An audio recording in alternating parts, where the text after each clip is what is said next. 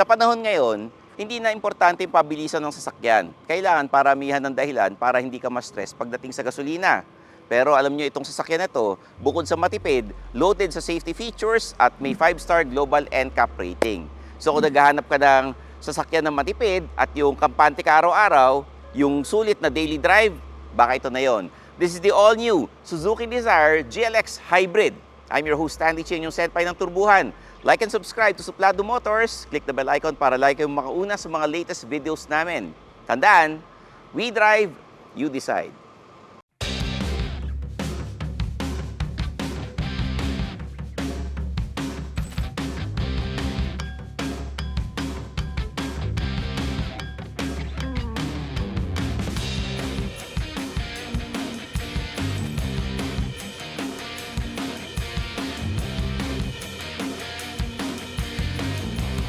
Sa harap, meron tayong sleek sedan styling na bagay kahit kanino. May slimmer LED headlights, may front underbody spoiler tayo, and yung harap niya, mas wide and refined compared sa dati.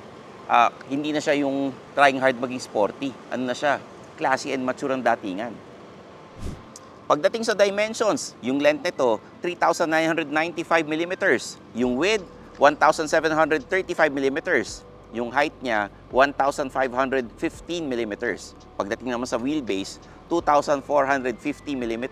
At yung ground clearance, 145 mm. Sa gilid, 14 to 15-inch wheels depending on the variant.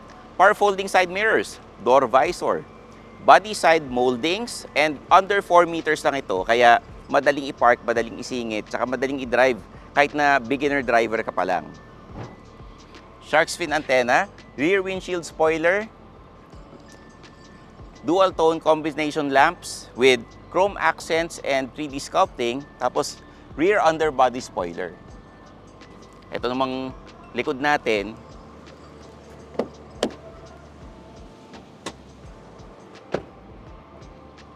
pag binuksan ninyo, meron 378 liters of cargo space na kasya ang maleta, groceries at kahit yung mga emotional baggage mo, kasya sa loob niyan. The Suzuki Dzire GLX Hybrid is available in alluring blue pearl metallic, Arctic white pearl metallic, and magma gray pearl metallic. Sa GL Hybrid variant naman, it's available in Gallant red pearl metallic, Arctic white pearl metallic, splendid silver pearl metallic, and magma gray pearl metallic. Pagdating sa makina, meron to 1.2 liter 3-cylinder gasoline engine.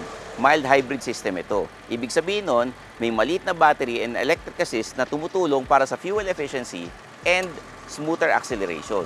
Ibig sabihin, tumutulong yung system para mas tipid.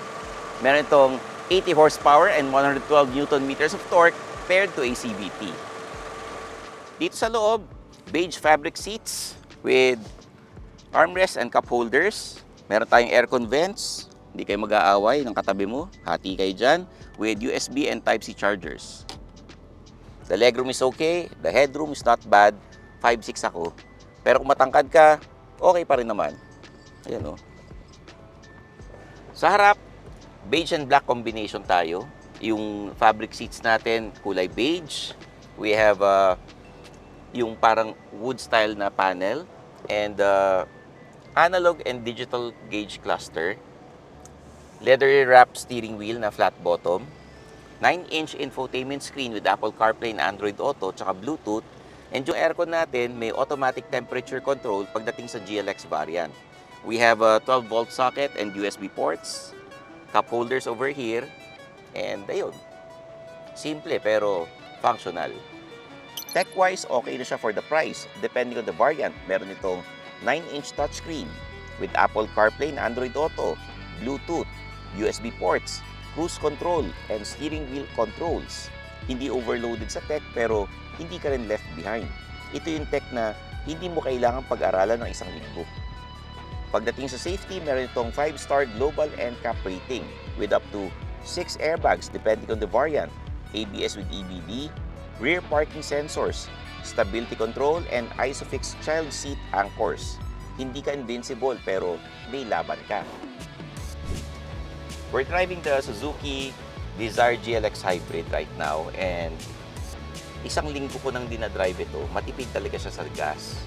maganda yung handling, very responsive siya, tsaka maganda yung visibility, kitang-kita ko talaga lahat. This is a car na perfect for city driving. Madali siyang isingit kasi maliit lang. And for me, practical siya and reliable.